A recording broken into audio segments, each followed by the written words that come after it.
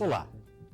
O entrevistado do programa de hoje, da série Memória Viva, nessa retomada, é uma das figuras mais notáveis de uma notável geração de poetas, jornalistas, escritores, artistas de teatro.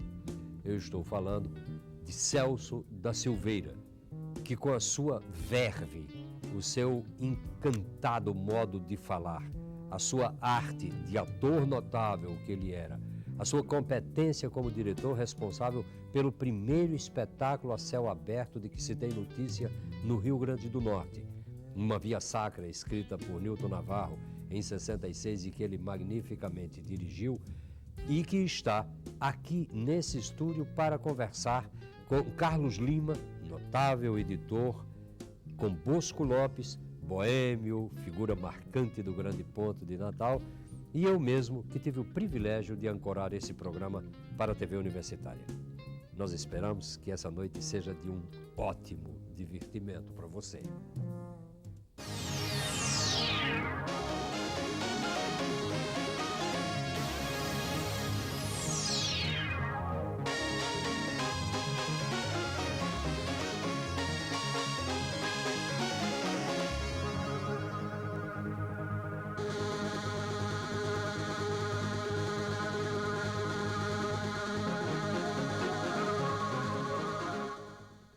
O programa Memória Viva tem se caracterizado ao longo de sua existência quase sempre por uma característica grave, no sentido de que os depoimentos que aqui são prestados refletem sempre a experiência vivida, mas o lado mais ou menos sério das pessoas, o que elas fizeram, a participação delas na vida da sociedade, etc. Pois bem, embora não fujamos totalmente a essa característica, uma vez que é essa a linha do programa, hoje nós vamos ter um programa especial. Especial no sentido de que será um programa extremamente divertido, como vocês terão oportunidade de presenciar.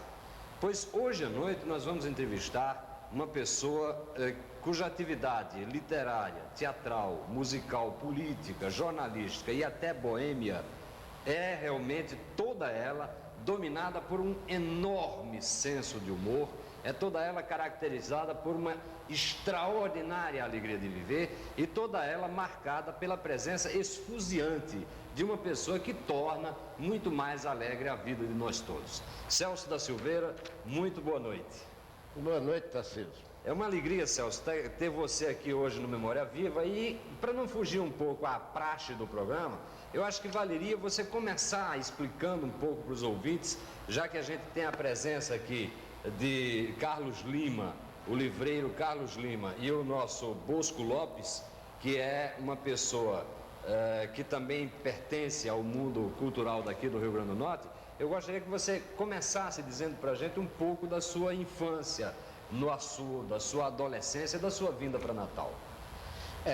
Eu cheguei no mundo pelo Açu. E uns 20 dias logo depois de eu chegar, fizeram o meu registro para provar que eu tinha chegado realmente. Eu tive a certidão de registro de nascimento. E daí por diante eu passei a ser cidadão brasileiro. Naturalmente que a minha infância, eu só tenho lembrança do 5º ano em diante. Eu fui um menino muito peralta, um menino assim, irrequieto, buliçoso, mexia com tudo. Nossa casa era um sobrado, eu vivia mais no porão do que lá em cima, porque eu ia mexer com as galinhas, aqueles negócios lá, tudo que tivesse lá. Eu roubava os relógios das minhas irmãs e ia lá para o porão fazer tratado em relógio, abrir para ver o que é que tinha dentro. Eu tinha muita curiosidade. Então essa coisa toda fez parte. Agora dos 5 anos em diante é que eu começo realmente a viver as minhas traquinadas, tá? Muito bem, Bosco Lopes. Ô Celso, dos 5 anos em diante, ou antes dos 5 anos, mas tem uma coisa que eu acho que você se lembra, que você conta em livro, vou contar a você. É um parente seu, amigo do seu pai, e que ele tem um costume assim de balançar sua rede. Como é essa história? Conta aí pra gente. Realmente isso foi uma temporada que eu passei na fazenda. Meu pai tinha fazenda. Isto é, Minha mãe é que tinha, mas quando ele casou, passou a ter, né? E meu pai tinha essa fazenda e tinha um parente nosso que tomava conta lá da fazenda e tinha um cavalo chamado cavalo melado. Era o nome do cavalo porque ele era cor de mel. Agora, o homem que montava ele, que era esse nosso parente, é que se melava em toda feira e vinha no cavalo melado. Era um melado em cima do outro melado. E o cavalo vinha deixar no pátio da fazenda. Era um negócio importante. Então, essa camada que tinha essas saídas assim, e tinha receio que meu pai não se agradasse desse tipo de comportamento, para me agradar e por isso conquistar as benesses, assim, a simpatia do papai, ele, de noite, de tarde, balançava-se na rede, com o dedinho aqui, empurrando a rede e cantando: Cecinho, é muito engraçadinho, vou fazer de Cecinho um doutorzinho. Todos aí, né? E era o fim. Mas realmente essa passagem foi interessante porque ele ficou lá na nossa fazenda até falecer. Carlinhos. Celso, eu vou começar por uma coisa que você gosta muito, comer. E parece que isso vem da infância, né? Conte pra gente a história das mariolas que você ia comprar na bodega de Zé Ferreira, em Açu. Realmente eu tinha umas coisas assim.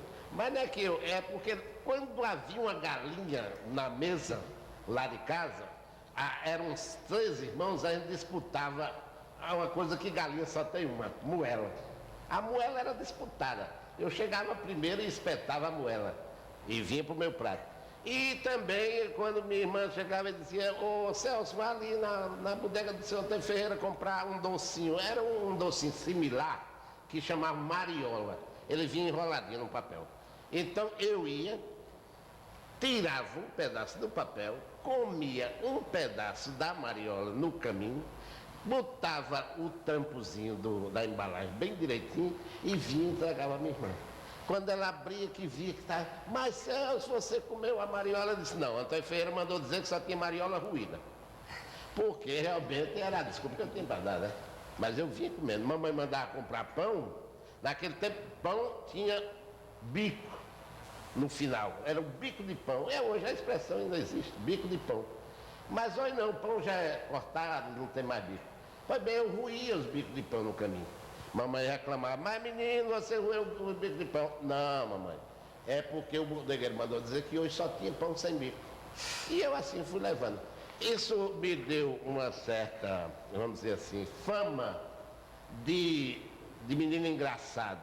Realmente, para situar no tempo essas capiloçadas, essas brincadeiras e essas irresponsabilidades de menino, não deixava de ser uma coisa engraçada. Tanto que tentaram me botar desenho, apelidos. Me chamaram, aos 7 anos me chamaram de desenho animado. Depois, mais tarde, me chamaram de Carlitos.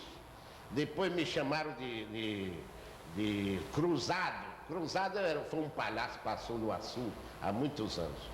Então, essa coisa toda, mas nunca pegou um apelido de mim. Infelizmente eu não tenho apelido. Eu acho apelido uma coisa deliciosa, acho uma beleza. Eu conheço uma família que todos os filhos, bem 8, só são conhecidos pelo apelido, todos eles.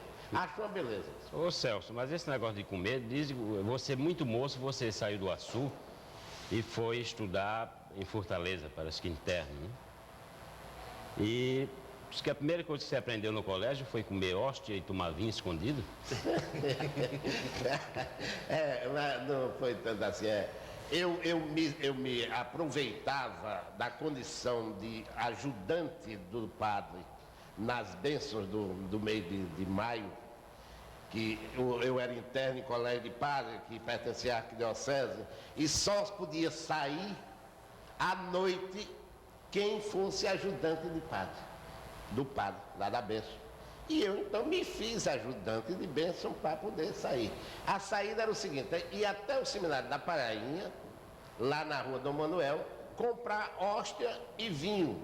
Então, no caminho eu vinha tirando uma coisinha, uma casquinha de hóstia, uma casquinha de hóstia, uma casquinha de hóstia, até chegar no colégio de volta. Mas isso era um negócio normal. E a sua vida assim, nesse tempo de colégio?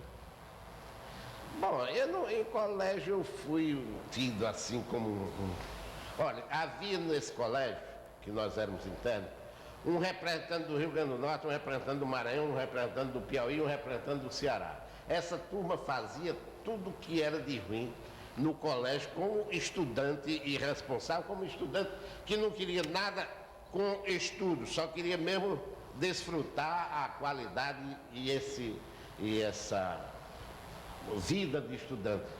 Então nós tocávamos fogo no capim do quintal, do muro do colégio, a gente acertava de baladeira pedra em lâmpada lá no recreio, e a gente ensacava paralelepípedo nos mictórios para ver o bicho quebrar e desabar. Então essa coisa toda eu fiz, como fazia com essa turma, tá compreendendo?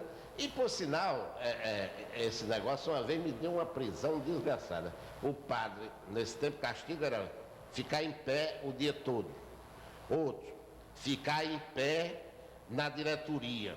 Outro, ficar de joelho. Outro, ficar de joelho em cima de 2 caroços de milho. E outro, este foi o máximo.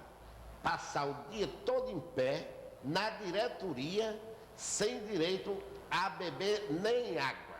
Nem água. Um dia de fome. Esse foi o castigo pior que eu fiz. Agora, colégio eu fiz tudo no mundo. Eu andava, quando o professor procurava, cadê o número 8? Aí eu já estava lá, eu saía por debaixo das carteiras. Já estava lá na primeira fila. Pronto, professor? O professor de inglês me chamava number 8.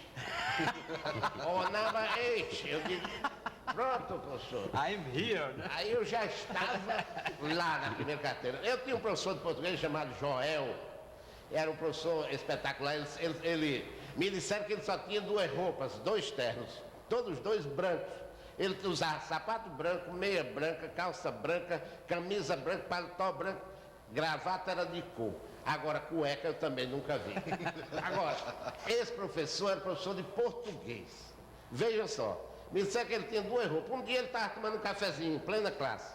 Eu saí, dá licença, professor, levantei o dedo, saí, bati no braço dele, o café derramou por cima da roupa dele. Eu queria saber se ele no outro dia tinha outra roupa para trocar.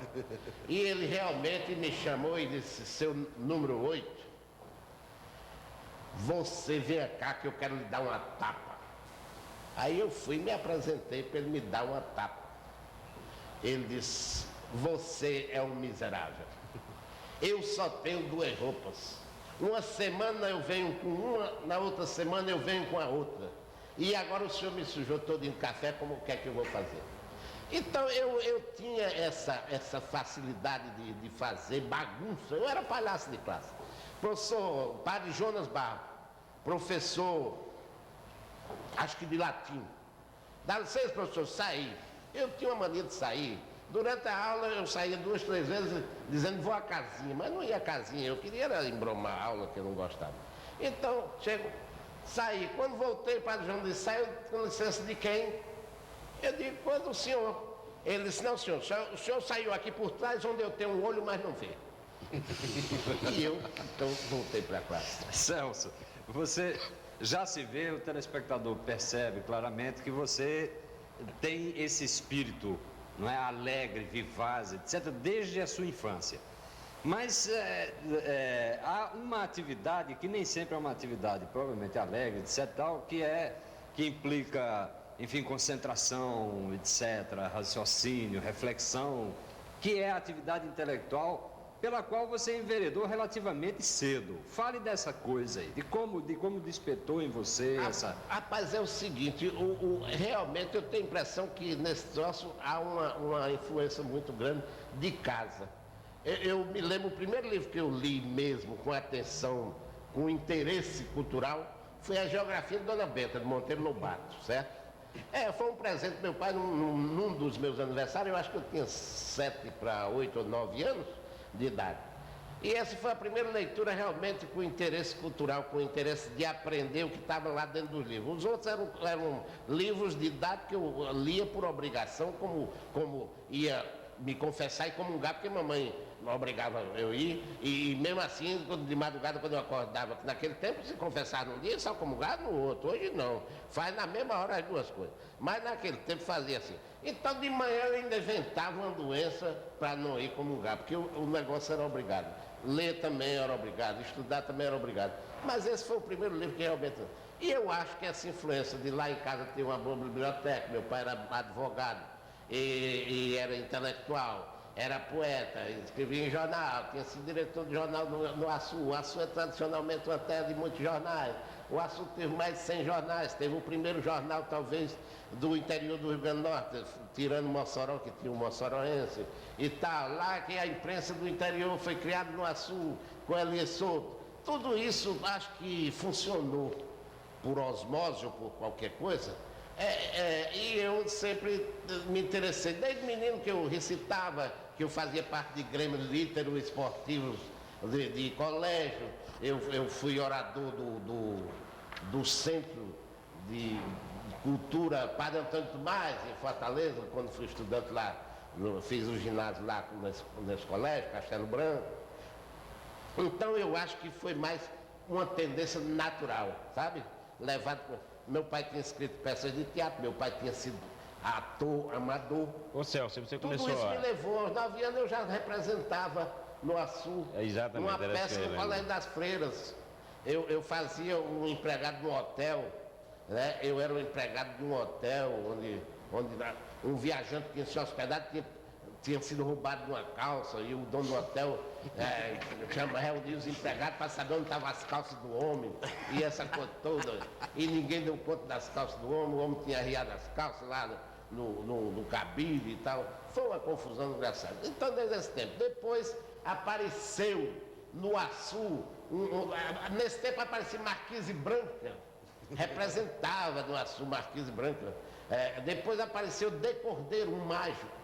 Esse mágico foi uma beleza. Ele chegava lá e dizia, eu preciso de um rapaz para o palco. Aí eu saltava primeiro, eu tinha 11 anos nessa fase. Eu ia lá, ele me dava um anel, me dava um martelo, eu amassava o anel, encostava uma parte do outro na outra e tal, e daqui a pouco ele me botava um revólver na mão e atirava numa caixa que estava suspensa. Dessa caixa caía, eu tirava de uma caixa, dentro de outra caixa, dentro de outra caixa, dentro de outra caixa, e no fim, numa caixinha desse tamanho, estava lá o anel inteirinho. Aquilo me abismava. Como é que pode? Eu amassei o anel, quer dizer, eu sempre fui atilado e fui ousado e gostei dessa brincadeira de viver plenamente, em toda plenitude, a vida que Deus me deu de graça. Como começou assim a vida, a boemia sua? Não, boêmio, eu digo o seguinte, quando eu era menino, eu já andava atrás da banda de música que ia fazer a retreta ao meio-dia na festa de São João. Então, eles, quando terminavam de tocar a retreta de 10 horas, de meio-dia, não era retreta, era outro nome aí. Então, marchavam lá para cá, porque papai já tinha uma cervejinha para os músicos, né? Então, eu já também tomava minha cervejinha aqui e lá, escondida, eu tinha 7 para 8 anos, né? Tomava meu copinho de cerveja. Mas não era isso uma boemia, isso era uma curiosidade de menino para saber que gosto tinha aquela danada. Eu não gosto nem de cerveja ainda hoje. Então, é o seguinte, a boemia mesmo surgiu no Ceará, quando eu já fazia o ginásio, quando eu já tinha 14 para 15 anos, eu frequentava um barzinho chamado Bar Atlântico, onde eu tomei as minhas primeiras cachaças, gostei, achei bom com imbu e com cajá, e depois disso não deixei mais. Está compreendendo? Depois disso não deixei mais. Sempre. Agora, a fase áurea da minha boemia é quando eu vinha para o Açu, né? Aos 18 anos eu vim para o Açu, fiquei no Açu uma fase enorme, até os 25 anos de idade, e nessa fase foi a fase de maior boemia. Nós fundamos o Clube do Copo. A República Popular do Açu. Era um clube de desocupados, está compreendendo? Cuja ocupação realmente mais importante era tomar cachaça. Eu tinha uma república, uma casa nossa, de propriedade do meu pai, que já tinha falecido nessa altura, mas era propriedade nossa, da família. E essa casa eu morava como solteiro e desimpedido, está compreendendo? E a turma ia lá, reunir-se lá para cá. A gente pastorava um caminhão que vinha de Ceará-Mirim toda sexta-feira para comprar uma canada de cana, uma canada de cachaça do Ceará-Mirim. A gente já tinha os vasilhames para esse depósito e fazia lá. E todos os dias, então, havia aquela tertúlia, né? Lá eu com os meus amigos, eu fiz uma base eleitoral, me elegi vereador, logo no primeiro título de eleitor, da primeira idade eleitoral, eu já me elegi vereador com esse grupo que fazia parte do Clube dos Copos. Lá Não,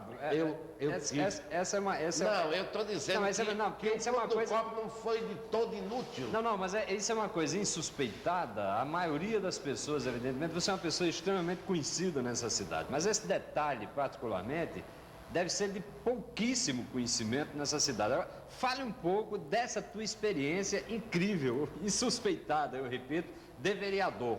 Quer dizer, de repente você, Celso da Silveira, sim, com esse temperamento, vereador na cidade do Açu. Certo, agora acontece o seguinte, que eu vivi um período de boemia exatamente por conta de comício.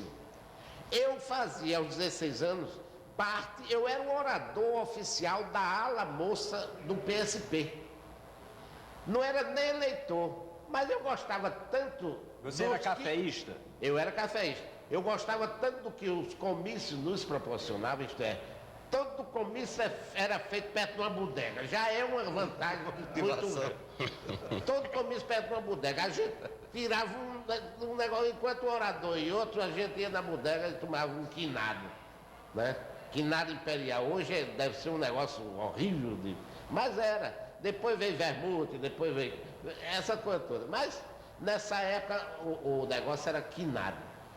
Então, depois veio aquele conhaque horrível, aquele conhaque São João da Barra. E eu só sei o seguinte, que nesse período em que eu estou fazendo comício, sendo orador, etc., está compreendendo? O meu intuito não era ser político, o meu intuito era aproveitar a oportunidade de tomar minhas canas, né? Agora acontece que daí surgiu realmente o interesse do partido em me levar a ser candidato. E eu contando com esse grupo amigo meu, que a gente fazia bloco de carnaval, a gente fazia bloco de sujo no carnaval, eram 30 mais ou menos que faziam parte disso. Basta dizer, isso foi uma fase tão marcante para mim, que eu não tenho vergonha aliás, eu até gosto de relembrar, porque os meus grandes amigos, ainda hoje, lá no Açu, saíram desse grupo, isto é, fizeram parte desse grupo, está compreendendo? Então, uma coisa tão marcante para mim, que eu perdi um emprego de caixa da firma de João Cama, a maior firma compradora de algodão do estado do Rio Grande do Norte, para não deixar o meu grupo de Clube do Copo. Porque uma das imposições é que eu tinha que deixar de andar com fulano, beltrano, ciclano que bebia cachaça. E eu disse, pois eu não quero o emprego de ser caixa, quero o importante, vamos dizer, caixa da Caixa Econômica, caixa do Banco do Brasil. Na época era importante, pois eu rejeitei para não deixar, porque eu sempre, graças a Deus, tive a presença de espírito e de decidir pelo que é melhor para mim e não tolher a minha liberdade, nem escravizar-me pelo dinheiro. Como vereador eu passei 8 meses e pouco, porque nessa época eu era ajudante cartório, professor da Escola Normal Rural em Açu e vereador, isso em 54. Então, apenas 8 meses e 20 dias que eu passei como vereador, porque tive que renunciar a todos esses cargos e vim para Natal para trabalhar com Meira Pires como assistente do diretor do Teatro Alberto Maranhão, no tempo Carlos Gomes.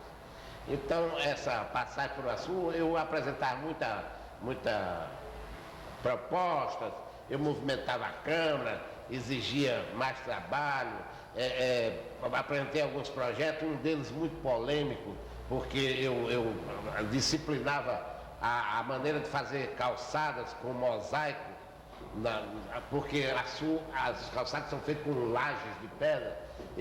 A proporção que aquilo fosse sendo modificado devia ser já feito com mosaico, e disseram que ninguém podia. Quer dizer, foi um dos mais polêmicos dos projetos, porque eu queria melhorar o aspecto urbano, físico urbano da cidade. Ô Celso, e a sua ida ao Rio de Janeiro para assumir o emprego, conseguido com muito sacrifício? Em 48 eu fui ao Rio de Janeiro tentar, como todo jovem que se acha com algum valor, vai ao Rio de Janeiro, ou ia na época ao Rio de Janeiro, sem lenço e sem documento, na marra e na coragem, para tentar a vida, né? Eu achava que podia escrever no jornal, eu achava que podia falar em rádio, produzir programa para rádio, que eu já tinha produzido aqui alguns, para a Rádio Poti. Eu no assunto tive um jornal chamado Advertência, foi no meu período de vereador, foi outra coisa polêmica, porque meu jornal era feito com minhoca da prefeitura e para fazer oposição à prefeitura, está compreendendo? E tudo isso, eu achava que no Rio podia. E fui lá, tentei e tal, até que um dia encontrei um parente da JMM Publicidade, que me deu um cartão para o diretor de pessoal do Banco Nacional de Minas, que é esse Banco Nacional daqui. E lá eu fui e me apresento. O camarada mandou fazer um teste. Celso, você está empregado, mas eu tenho que passar você num teste, que é praxe do banco. Botou para fazer um teste de português, eu fiz direitinho. Botou para matemática, botou para datilografia, eu não fiz no tempo exigido. Tantas batidas. E botou para matemática, eu não fiz nenhuma questão, porque eu não sei somar, não sei dividir, não sei multiplicar, não sei diminuir, não sei fazer operação nenhuma de matemática. Está compreendendo? Então eu me limitei na matemática fazer uma carta ao banco dizendo o seguinte: senhor diretor de pessoal, é inadmissível que o banco venha me admitir, uma vez que o banco lida com números e eu não entendo patavina de número, etc, etc, etc. Aconselhei o banco a não me querer como funcionário, porque o banco é número e eu não sei nada de número. Então, mesmo assim, como pelo prestígio do meu parente, da JMM, ele disse: besteira, rapaz. Isso aqui tudo tem tabela, você vai contar juros por uma tabela, você tem máquina de calcular para fazer essas contas. Não precisa nada disso. Você vai trabalhar. Está aqui uma carta para você ir ao Ministério do Trabalho, tirar a sua carteira. E isso é numa quinta-feira, mais ou menos, antivéspera de carnaval. Você, amanhã você me traz esse documento, você já está empregado, você vai trabalhar na agência Copacabana, rapaz, posto 6. Lá tem aqueles arcos milionários, vão ao banco, dependendo, quem sabe você trata bem um homem daquele, ele daqui a pouco lhe apadrinha, você vai para frente. E tudo, e o homem me encantou-se assim e tal, e me deu a carta, me deu o emprego e disse: você já está ganhando até quarta-feira de cinza, só precisa se apresentar na quinta-feira, uma semana lá de salário. E eu até hoje não voltei lá. Isso foi uma das coisas. Nem voltei lá, nem voltei ao Rio de Janeiro para trabalhar, não. Porque lá também eu tive outra oportunidade. Eu fui me apresentar na Hora do Pato, que era o programa da Rádio Nacional, no auge da Rádio Nacional. Aí, aqueles programas de Emilinha Bola, tinha um programa de Jorge Cury chamado A Hora do Pato. Começar com aquela fala do Pato, etc. E era um programa de calores, e eu fui, ele me apresentou, dizendo que era um poeta do Nordeste, etc. E eu recitei lá umas coisinhas de Renato Caldo, umas duas, para compreender. Recebi até uma carta de Minas Gerais pedindo cópia. Esse programa também eu fiz lá, levei ao ar, na Hora do Pato, tive essa participação. E depois me disseram que eu podia arranjar na Pané do Brasil. E me apresentaram lá. Também fui para aquele negócio de seleção de ciência pessoal, me mandaram fazer um negócio em inglês. Eu nunca soube. Como é que eu ia fazer negócio em inglês? Também não tive oportunidade, terminei voltando, né? 60 dias depois acabou-se o dinheiro E eu voltei num naviozinho, no Ita, do Lloyd, até o Porto de Natal. É linda a chegada aqui, na Barra do Rio Patrici. Celso, como você editou o seu primeiro livro aqui em Natal? Em que ano? Meu primeiro livro foi em 52, eu não residia aí na Natal, como fixação definitiva. Eu tinha uma passagem por aqui e conheci Sandoval Vanderlei, Meira Pires, Charles Vanderlei, grandes amigos, e aquele grande poeta Otoniel Menezes, eu convivi com eles lá no Tabuleiro da Baiana, Jaime, Meira Pires e Otoniel Menezes, eram palestras minhas todos os dias à tarde no Tabuleiro da Baiana. E lá eu disse a eles que tinha um livro escrito e publiquei uma revista com Jaime também, Província, o nome da revista, e finalmente eu criei um ambientezinho assim e fui para... Eles acharam um livro que era válido, que era 26 para o Menino Grande, que é esse aqui. Hoje é uma raridade bibliográfica, eu só tenho esse porque o poeta Renato Caldas me mandou do Açu de presente. Então, eu publiquei pela tipografia Vilar, em 52, meu primeiro livro, que hoje está sucedida comercialmente pela Clima Artes Gráficas, por coincidência, meu editor de hoje. Ou coincidência de Clima, que me edita hoje, está compreendendo? Ter comprado a tipografia Vilar, que foi o meu primeiro editor. Esse livro custou, é preciso dizer, 2 contos de réis. 2.000 cruzeiros na moeda de hoje me custaram 500 exemplares desse livro. Quase não consigo tirar o dinheiro. Ô Celso, agora uma pergunta um pouco diferente. No jornalismo você encontrou, talvez eu acho que a grande vocação da sua vida. E também encontrou a grande paixão, Miriam Celi. Fala um pouco como isso aconteceu. Realmente, as minhas coisas, eu não levo a sério, mas são seríssimas. São seríssimas. Eu consegui enfeitiçar Miriam com um saco de pipoca. Comecei com um saco de pipoca. Ela trabalhava na República à noite e eu também, era repórter da República. Então eu levei um saquinho de pipoca, ofereci lá, gosta de pipoca? Gosta, comeu uma pipoquinha. Mas... Aí eu levei no outro dia um saco maior, né, de pipoca. E nesse negócio, comecei ela sentiu-se como enfeitiçada ao ponto de dizer, esse rapaz está com algum interesse em mim. Se interessou-se por mim. Que ela era uma criatura muito tímida e achava que acho que Miriam nunca teve namorada antes de mim. Está compreendendo? Miriam, quando era criança, achava que o gato branco e preto que tinha na casa dela era um príncipe encantado em gato. Está compreendendo? As formigas estavam dentro numa folha boiando num lagozinho na chuva, ela achava, eu vou salvar, porque senão essa formiga se afoga. Quer dizer, era uma pessoa muito pura. Ela não achava que alguém pudesse se interessar por ela, a não ser o cara que traz pipoca está interessado por mim. E começou realmente daí, por um saco de pipoca, e passou naturalmente para chocolate, que ela gostava muito, e aí começou a encarecer, né? Até que nós nos casamos, né? Isso num período muito curto, 6 meses. Vivi com ela 22 anos, bem casado, querendo um bem enorme a ela me suportando tremendamente, né? Relevando todos os meus defeitos e tudo mais. E assim vivemos bem, tivemos 2 filhos. Celso, interessante você, eu quero saber como das 2 pessoas. Tem o Celso que faz uma poesia urbana bonita, um Celso que fala do Pequeno Reis, mas tem outro Celso que escreve sobre o humor, que faz o homem rir de graça. Como é que esses 2 Celso assim juntos, como é que você consegue... Não, tudo meu é engraçado. O que é sério é para você, para mim é engraçado. Eu fazer poesia, por exemplo, poesia agora, esse livro, o último livro, tem até umas coisas meio trágicas, certo? Tem até umas coisas meio trágicas, mas acontece o seguinte, eu faço com a mesma disposição como eu estou escrevendo, isto é, com a mesma seriedade com que eu escrevo O Homem Rir de Graça. O Homem Rir de Graça não é um livro banal, não é um livro irresponsável do ponto de vista literário, não.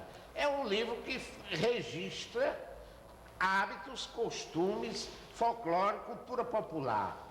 Está compreendendo? Então ele é engraçado porque a cultura popular é um misto de coisas de tragédia, de comédia, como aliás é toda a vida de todo mundo. Então eu me sinto muito bem escrevendo as duas coisas, que eu não faço diferença. Eu faço humor com seriedade. Verdade é essa. Em 58, você trabalhando com Djalma Maranhão, foi candidato a deputado estadual. Qual foi o resultado dessa campanha? Mas foi outro episódio político, porque eu fazia parte do PSP. PSP era Partido do Café, Ademar de Barro, etc. Então, Djalma Maranhão, para completar o número de vagas de candidatos na legenda do partido, botou meu nome. Isso 5 dias antes do pleito. No último prazo, eu não sei nem se são 5 dias, são 3 dias. Pô, eu fui companheiro de chapa de Luiz Maranhão, que concorria também a uma vaga de deputado no mesmo partido, e outros companheiros. Então é o seguinte, fizemos um jingle gravado por Gutenberg Marinho e Vanildo Nunes. E o jingle tinha uma musiquinha, a musiquinha dizia: Doutor Celso da Silveira vai ser nosso deputado, já fez muito pelo povo, vai fazer pelo Estado. Aí dizia o locutor: Celso da Silveira, da tribuna do jornal para a tribuna da Assembleia Legislativa.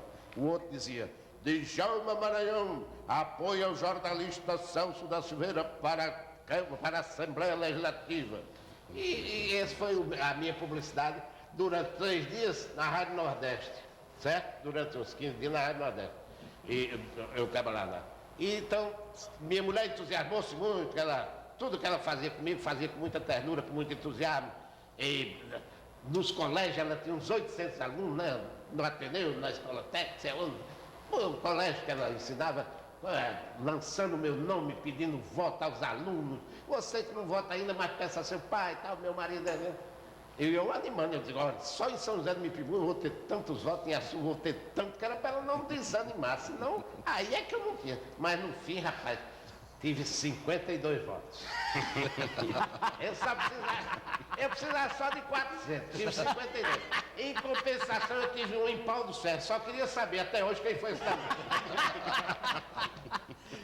Celso, você, além de ser uma pessoa extremamente divertida, você é consabidamente um passional. Tudo que você faz é com a paixão na frente. Então, uma das coisas que você fez muito ao longo de sua vida foi fumar. E de repente você deixou de fumar. Como é que foi isso? Rapaz, aliás, não é a primeira vez que eu decido a minha vida num instante. Eu tenho presente uma coisa que parece até uma mediocridade. Perca 1 minuto na vida, mas não perca a vida num minuto. Parece até um negócio só de reclame do Detran. Mas é um negócio que me serve de orientador, de diretriz, sabia? É o seguinte, num instante eu resolvo uma coisa na minha vida e sempre tem dado certo. Uma vez, por exemplo, eu roí unha de 7 anos de idade aos 20 e tantos anos de idade. E um dia de manhã, comecei tudo doído, as unhas doídas. Eu digo: de hoje em diante eu não roo mais unha. E até hoje não roei mais unha. Eu tenho 56 anos de idade, quer dizer que tem mais de 20 que eu não roo unha. Certo? Então fumar também foi uma decisão. Eu fumei desde os 15, 16 anos, desde que eu comecei a beber como boêmio.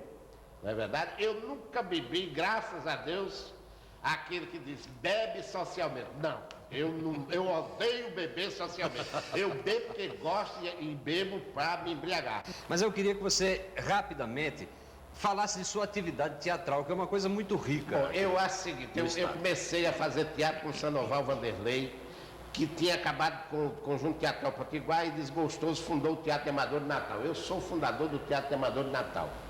E fiz teatro no Teatro Amadores, tirei o prêmio de melhor ator no 2º Festival Nortista de Teatro Amador, que reunia grupos em Recife, no Santa Isabel, reunia grupos desde do Ceará até a Bahia, incluindo Sergipe, Alagoas, Paraíba, etc., Rio Grande do Norte.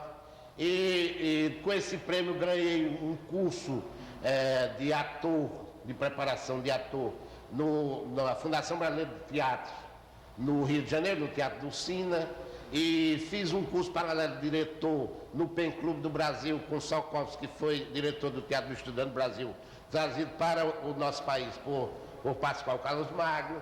E fiz depois, com Teatro Cultura, essa peça Cândida de Bernardo Shaw, com a qual, fazendo o papel do Reverendo Mori, eu ganhei o prêmio de melhor ator.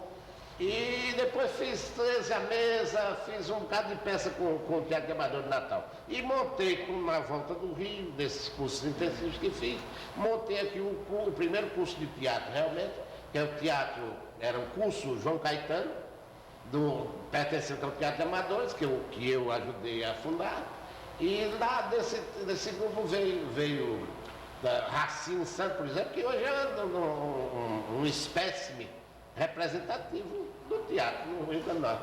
Está compreendendo? E outras figuras que eu não recordo agora, foi meu aluno de teatro nesse curso intensivo do Teatro João Caetano.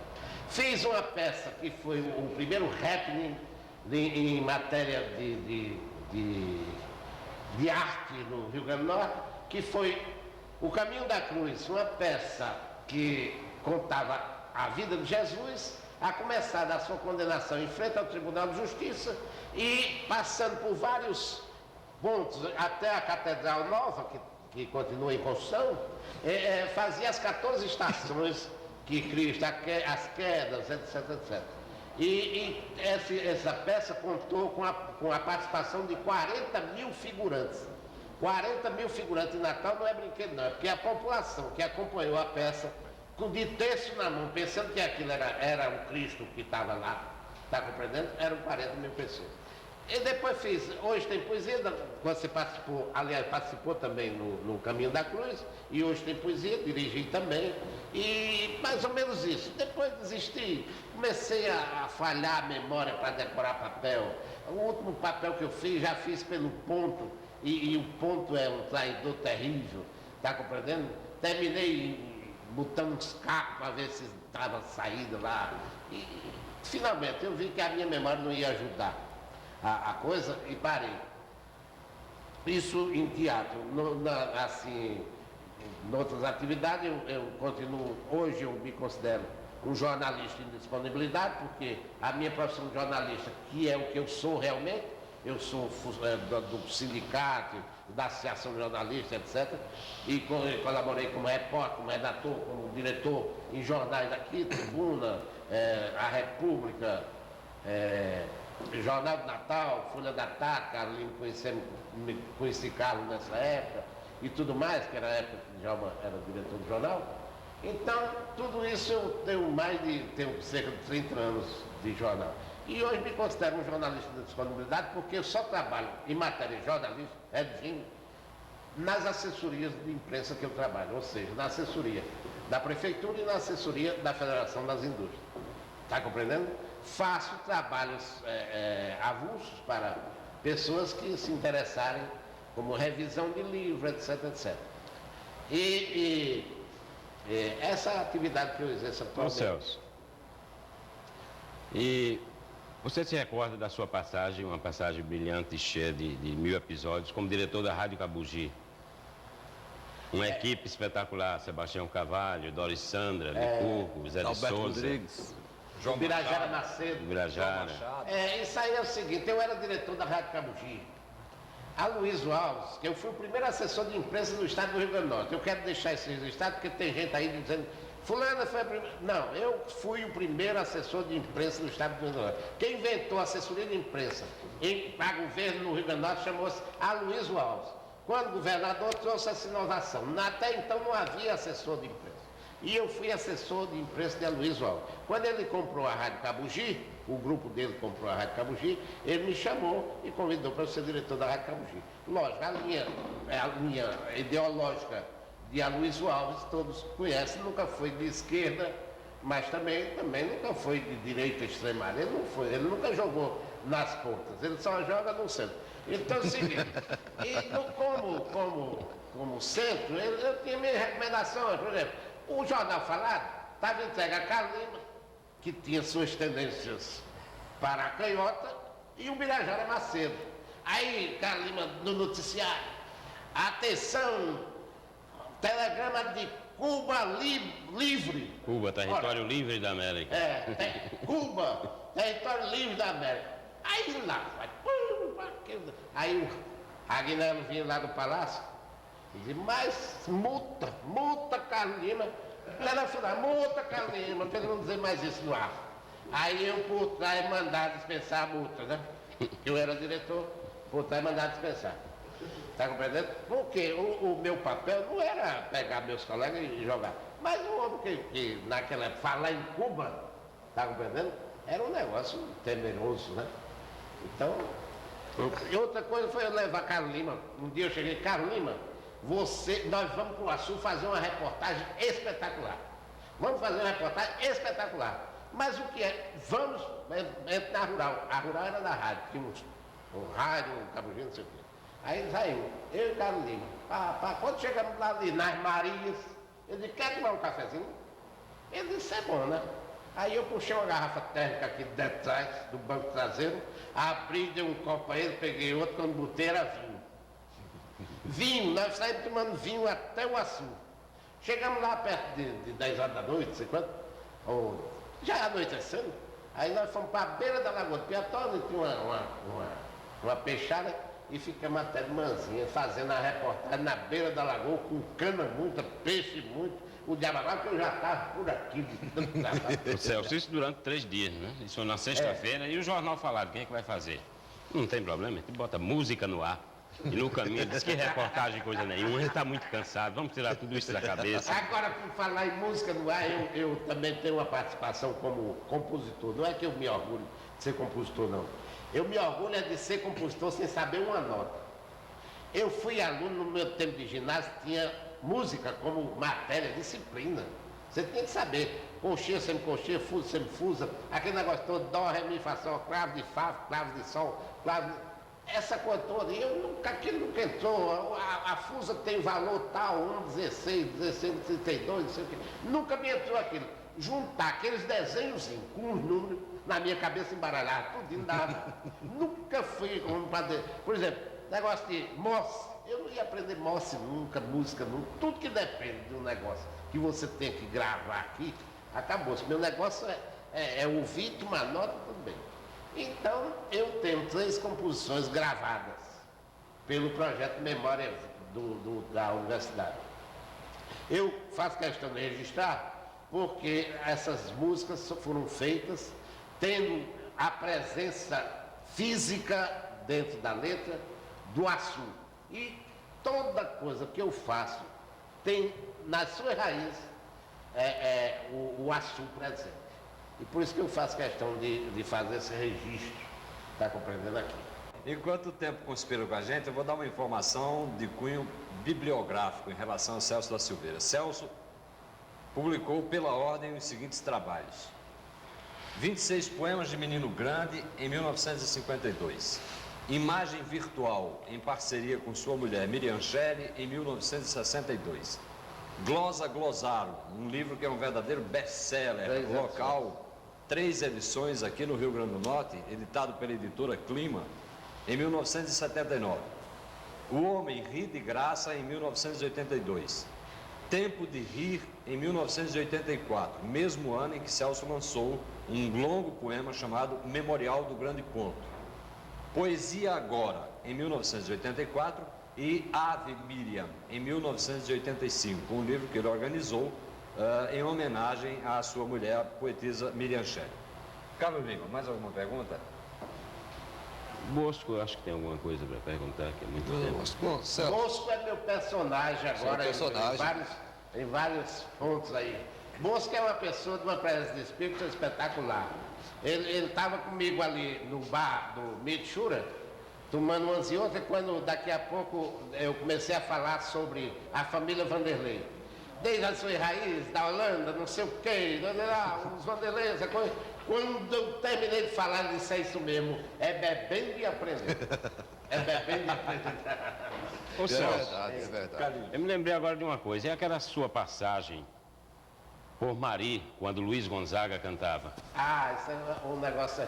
Eu nunca perdi oportunidade. Eu acho que o senso de oportunidade é uma coisa diferente de oportunismo. O senso de oportunidade. A oportunidade só passa uma vez. Passou, você tem que agarrar. Eu estava passando no Mari, uma cidade do interior da Paraíba, e disseram, olha, vai haver um show de Luiz Gonzaga agora. E eu fui. Quando cheguei lá, estava um show de Luiz Gonzaga. Pessoal, o prefeito de Sapé, o prefeito de Guarabira e o prefeito do Mari, entregando o título de cidadão do Mari, de Sapé, de Guarabira, a Luiz Gonzaga em plena Praça Pública durante o show dele. E falou o prefeito de Mari pelos outros, e eu vi aquilo, eu estava tomando uma e outra, né? Me aproximei e quando o prefeito terminou aquelas palmas, eu disse, peça a palavra. De onde saiu aquele danado? Tá? Aí eu disse, olha, Luiz Gonzaga não é só cidadão do Mari, nem só cidadão de Guarabira, nem só cidadão de Sapé. Luiz Gonzaga é cidadão do Nordeste, é cidadão do Brasil, é cidadão do mundo. É mais do que isso, é cidadão da gota serena. Aí o Manso, uma risada geral, sabe? Cidadão da gota serena. Ô Celso, há um episódio também ligado à tua vida que também você poderia falar rapidamente, eu acho que é importante, é a tua passagem pela Faculdade Eloy de Souza. Sim, eu fui professor da Faculdade Eloy de Souza. Eu fui aluno, em primeiro lugar. Fui aluno, tem duas coisas. Eu fui o primeiro presidente do diretório acadêmico. Nesse tempo se chamava Diretório Acadêmico Odilo Costa Filho, Albeiro Costa Neto. Por quê? Porque o filho de Odilo Costa Filho tinha sido assassinado recentemente no Rio de Janeiro, e isso foi um motivo de comoção, vamos dizer, nacional, porque os jornais Odilo tinham muito prestígio na imprensa, o pai, e fez aquele problema, era muito amigo de a Luiz tinha fundado a faculdade, e daí veio essa ligação, essa conexão. Então eu fui primeiro presidente do diretório. Aqui eu trouxe, aqui no meu período, veio para a faculdade fazer palestra, o padre Alípio, Julião, vários desses que depois foram caçados, certo? E uma vez eu convidei o João Calmon, aí quem quase era caçado era eu, porque a turma não topou, trazer de esquerda tá bom, mas para trazer da direita quem caça é o presidente que quer caçar. Então não vejo, e essa coisa toda, mas creia você o seguinte, viu? Que depois, outro episódio que eu quero registrar, é que eu não me formei com a primeira turma, porque fiz questão de formar com a segunda. E vou dizer um fato, não é que eu seja especial, é que é o seguinte, a primeira turma negociou um passeio num avião do governo da FAB para o Rio Grande do Sul como presente do patrono. Escolheu o patrono que era brigadeiro, comandante da base, e que ia dar um passeio a eles num avião do governo, gasolina do governo, desgaste do governo, aviador do governo, ao Rio Grande do Sul. Por isso ele é patrono, quem devia ser era o governo. Então, o patrono devia ser o governo, e não quem comandante. Então eu preferi, cancelei, fechei minha matrícula e fiquei para o ano seguinte, onde eu pudesse ser independente, isto é, eu não ter compromisso de ter um passeio, porque escolher fulano patrono, porque ele ia me dar um passeio, certo? E então fiquei e me formei na segunda turma. Depois fui professor, eu e Carlos Lima. Eu fui convidado para ser professor, chamei Carlos e convidei para dividir as responsabilidades. Eu dava uma parte da matéria e ele dava outra parte da matéria. E isso foi convencionado com a direção da faculdade e nós ficamos professor lá vários anos.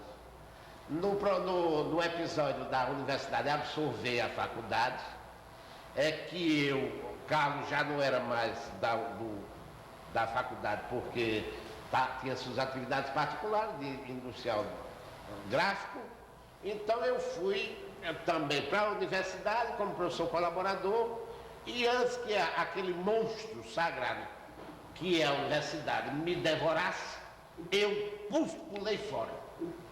Está compreendendo? Eu pulei fora da universidade. Eu pedi rescisão do meu contrato sem que a universidade tivesse nenhuma obrigação, nem com o fundo de garantia. Nem o fundo de garantia eu recebi da universidade. Foi transferido para a minha conta de fundo de garantia, no outro emprego que eu tenho, realmente, e tudo ficou resolvido. Eu não me posteriormente, a universidade me convocou, eu estive aqui na TV como diretor de telejornalismo durante 11 meses, está compreendendo? Mas outra vez tive aí sim, já não por livre e espontânea vontade, que deixar a universidade. Então também deixei a universidade sem questionar nenhuma, na justiça trabalhista, coisa nenhuma. Aliás, esse tem sido meu comportamento. Eu já fui diretor da imprensa oficial, nunca questionei, fui diretor da Gráfica Manibu, nunca questionei, fui diretor, gerente da Tribuna e da Rádio Cabugi, nunca questionei. Então eu não deixo problema para ninguém por onde passa. O que Celso da Silveira é intrinsecamente, apesar de toda essa imagem que ele vende exatamente da pessoa alegre, divertida, da verve que Celso tem, etc., é um poeta. Um poeta da vida. Observem o que Celso diz no poema Confissão. Eu, indiciado como poeta, se o sou, peço perdão. E que não seja apenado em cárcere de escrever e pensar por obrigação de remuneração. Se assim for, quero ganhar habeas corpus preventivo, absolvição, que me garanta ao menos o corpo fora da prisão, nem que seja só o corpo. O que resta, sei que não. Celso. Esse é o autorretrato. Pois é, o seu autorretrato. Eu queria, Celso, que você também, em rápidas palavras, esse pedido antipático tem que ser feito, agradecesse aos nossos convidados e se despedisse do programa Memória Viva. Bom, eu tenho na mente o seguinte, que eles vieram aqui porque quiseram, porque se não quisessem não tinham vindo. Então eu só quero lamentar que Carlinhos tem perdido um meio expediente tão precioso na atividade profissional dele. Você, Tarcísio, que tinha outras coisas a fazer, porque Bosco é vagabundo mesmo, não tem o que fazer, achou que foi bom. Porque teve esse papo, é um grande amigo meu, estou dizendo isso em confiança, você sabe disso. Ele trabalha, tem profissão definida, não é um desocupado, está compreendendo? Agora, ele tem a presença, o senso de humor, o bom senso, de não perder uma oportunidade dessa, de um papo desse, que foi realmente muito agradável. Eu agradeço realmente a todos. Ô, Celso. Mas eu tenho uma coisa comigo. Celso. Se eu aceitasse ser da Academia de Letras, por exemplo, de alguma Academia de Letras, a primeira coisa que eu ia romper era com elogio ao meu patrono ou ao meu antecessor. Porque eu não sei se eu ia gostar da obra dele.